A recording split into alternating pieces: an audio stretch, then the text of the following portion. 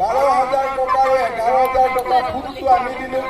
11,000 প্ৰধানমন্ত্ৰী আৰু মুখ্যমন্ত্ৰীৰ আঁচনিৰ পৰা আহি তাৰমানে আমাৰ 23,000 টকা আমি পালোঁ।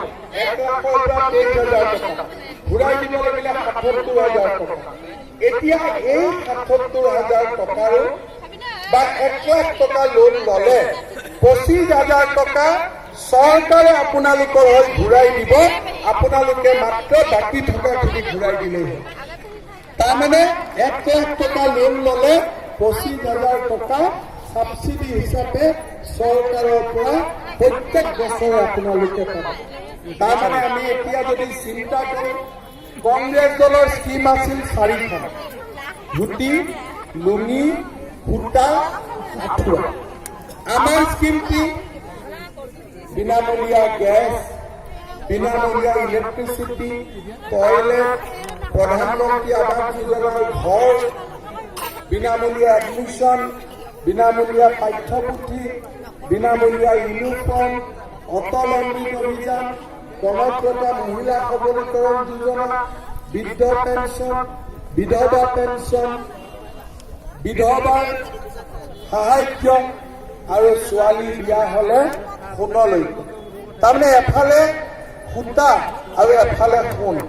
আপোনালোকে পাৰ্থক্যটো নিজে চিন্তা কৰি আপোনালোকে কাক ভোট দিব লাগিব, আপোনালোকে নিজে সিদ্ধান্ত ল'ব লাগিব।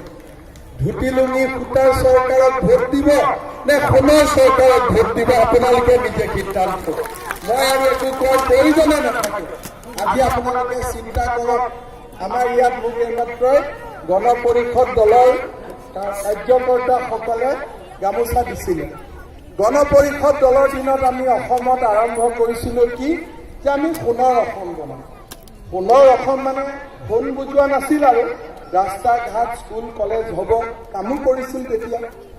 এতিয়া ইমান বছৰ পিছত 2 লাখ ছোৱালীৰ বছৰত বিয়া হয়। 2 লাখ ছোৱালীৰ যদি বিয়া হয়, 5 বছৰত 10 লাখ বিয়া। 10 লাখ তোলা যদি মানুহৰ দুখীয়া দৰিদ্ৰ মানুহৰ ঘৰত সোমাই যায়, মোটামুটিটো অসমখন সোণৰ অসমে হৈ যাব, হয় নহয়? আপোনালোকে চিন্তা কৰক।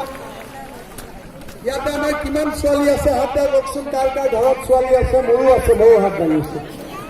চব যিমান হাত দাঙিছে চবৰ ঘৰত 1 তোলাকৈ সোণ। আজি নহয় কালিতো বিয়া হ'ব। তাৰমানে চবৰ ঘৰে ঘৰে সোণ গ'ল। তৰুণ গগৈয়ে কৰিছিলে লুঙিৰ অসম, আৰু বিজেপিৰ দিনত হ'ব সোণৰ অসম। আপোনালোকে নিজে চিন্তা কৰিব। ধুতিৰ অসম, লুঙিৰ অসম, সূতাৰ অসম, আঁঠুৱাৰ অসম। আৰু আমাৰ হ'ল ল'ৰা ছোৱালী শিক্ষিত হ'ব, স্বাস্থ্যৱান হ'ব। এই ধৰণে আমি আগুৱাই যাম। শেষত এই বছৰ আমি আৰু এটা আঁচনি আৰম্ভ কৰিব খুজিছোঁ।